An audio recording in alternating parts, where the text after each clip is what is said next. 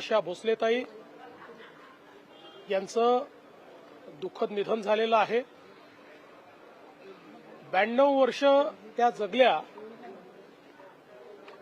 त्यातल्या बहुतांश काळ वयाच्या 5व्या-6व्या वर्षापासून संगीताची सेवा केली, ती अखेरच्या श्वासापर्यंत।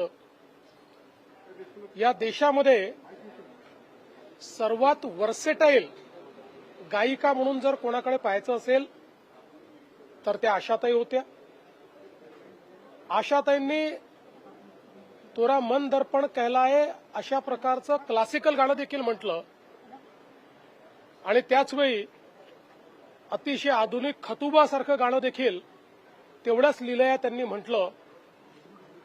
जेवढे जॉनर आहेत, शास्त्रीय संगीत असो, पॉप असो, रॉक असो, भावगीत असो, 20 पेक्षा जास्त भाषांमध्ये आशाताईंनी गाणी म्हटली।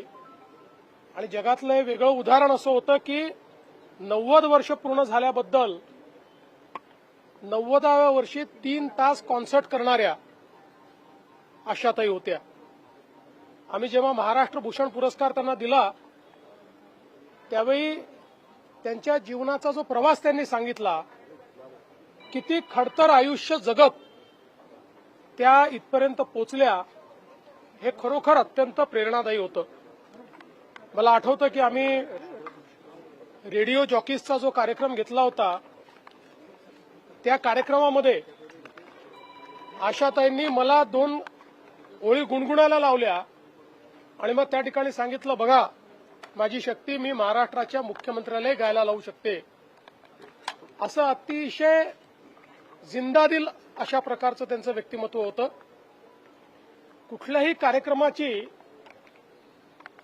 त्या ठिकाणी त्या कार्यक्रमाचा प्राण त्या असायच्या आणि सतत आशाताई हसतमुख आणि उत्साहामध्ये 90व्या, 91व्या, 92व्या वर्षी देखील त्यांचा उत्साह वाखाणण्यासारखा होता। आम्हाला ही पूर्ण खात्री होती की लता दीदींची तर आम्ही 100वी करू शकलो नाही, पण आशाताईंची 100वी निश्चितपणे करू शकू। पण दुर्दैवाने काळाने ती संधी दिली नाही।